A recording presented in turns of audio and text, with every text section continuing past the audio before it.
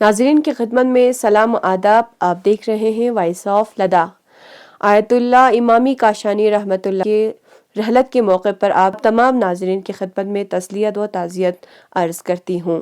اسلامی جمہوریہ ایران کے مجلس خبرگان رہبری کے رکن اور تہران کے امام جمعہ آیت اللہ محمد امامی کاشانی نے دارالفانی کو وداع کہہ دیا، جس سے ایران سمیت عالم تشیع میں شدید غم کی لہر ٹوٹ گئی ہے. اعلیٰ شعراء رہنما آیت اللہ محمد امامی کاشانی اسلامی جمہوریہ ایران کے اعلیٰ ترین عالموں میں سے ایک ہیں. آپ 92 برس کی عمر میں انتقال کر گئے. اطلاعات کے مطابق آیت اللہ کاشانی کا انتقال دل کا دورہ پڑنے سے ہفتے کے روز ہوا. ان کے انتقال پر رہبر انقلاب اسلامی آیت اللہ سید علی خامنائی اور صدر ایران نے شیعیان جہان اور سوگوار خاندان سے تعزیت کا اظہار کیا ہے. آیت اللہ امامی کاشانی کون ہے اور کیوں عالم تشیع ان کے لیے سوگوار ہے؟ ویڈیو آگے بڑھانے سے پہلے آپ سب سے گزارش ہے کہ ہمارے چینل کو سبسکرائب کریں. آیت اللہ محمد امامی کاشانی تہران کے امام جمعہ ہے. وہ ایڈمنسٹریٹو کورٹ آف جسٹس کے سربراہ ہیں، مجلس خبرگان رہبر کے نمائندے، مجلس شورائے اسلامی کے رکن، جامع روحانیت مبارز کی رکن، حوزہ علمیہ شہید مطہری کے سربراہ، شورائے نگہبان کے رکن اور جمہوریہ اسلامی ایران کے قانون اساسی گروہ میں شامل تھے. آیت اللہ محمد امامی کاشانی 13 اکتوبر 1931 کو کاشان میں ایک مذہبی گھرانے میں پیدا ہوئے. ان کے والد مرزا ابو تراب کاشان کے امام جمعہ تھے. آپ نے ابتدائی تعلیم 1938 میں شروع کی اور مزید تعلیم کے لیے 1944 میں مدرسہ کاشان چلے گئے اور آیت اللہ راشدی سے عربی ادب کا درس حاصل کیا. بعد میں آیت اللہ یسربی کی ہدایت پر تہران کے سپہ سالار اسکول میں داخل ہوئے، لیکن 2 ماہ گزرنے کے بعد آپ قم چلے گئے اور مدرسہ فیضیہ میں تعلیم حاصل کرنے لگے.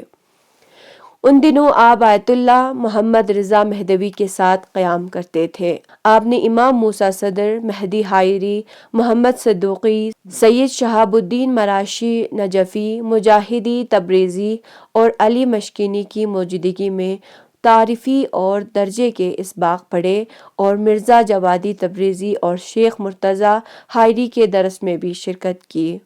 آپ کی عمر کی 23 سال تھی جب آپ نے امام خمینی رحمۃ اللہ علیہ، آیت اللہ بروجردی اور آیت اللہ محیق داماد کے اسلامی فقہ اور اصول کے کورسز میں حصہ لیا. امامی کاشانی نے تہران کے مدارس میں درسی سطح کے کورسز شروع کیے. 1963 میں آپ نجف کی ایک مختصر سفر پر گئے اور مرجع تقلید آیت اللہ العظمہ سید محسن حکیم اور آیت اللہ خوئی کے کلاسوں میں شرکت کی. آپ نے اپنی سیاسی سرگرمیاں 1961 میں شروع کیے اور پہلوی حکومت کے خلاف امام خمینی رحمۃ اللہ کی قیادت میں عوامی جدوجہد کو منظم کرنے کی راہ میں بہت کوششیں کیے. اسی طرح آپ کئی بار گرفتار ہوئے اور 1976 میں آپ کو گنبد کاؤس میں جلا وطن کر دیا گیا اور 1976 میں آپ نے تہران کی مساجد بشمول ہدایت مسجد میں شاہ کے خلاف تقاریر کیے اور اسی وجہ سے آپ کو ممبری کرنے پر پابندی لگا دی گئی. 1977 میں آپ تہران کے جامع روحانیت مبارز کے مرکزی گروہ کا حصہ بنے اور امام خمینی رحمۃ اللہ کے فیصلے اور بیان جاری کرنے کے بعد آپ نے اسے شائع کیا.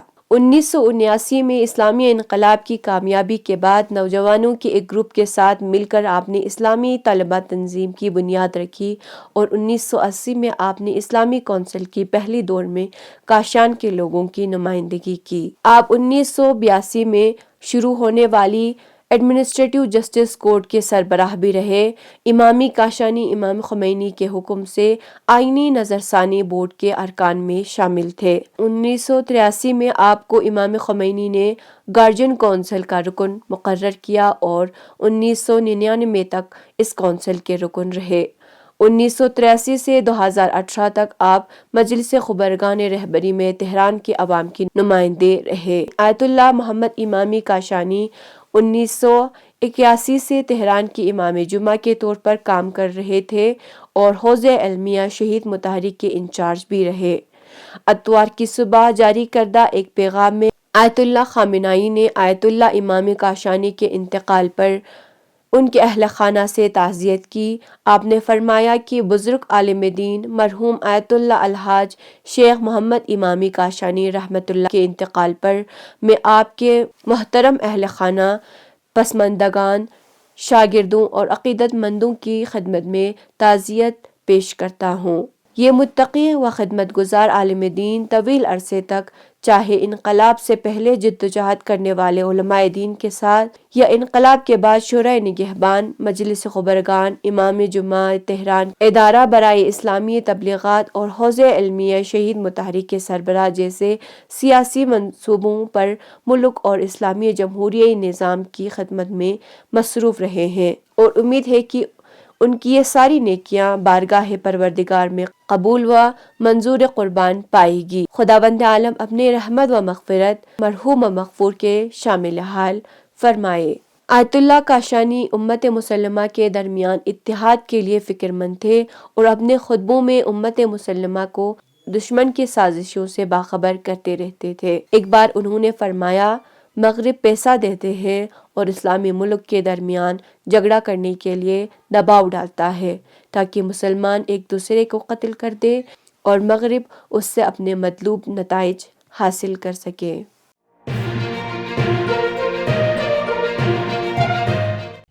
مقامی، قومی اور بین الاقوامی خبروں سے باخبر رہنے کے لیے چینل کو لائک، شیئر اور سبسکرائب کریں، ساتھ ہی بیل آئیکن دبانا نہ بھولیں۔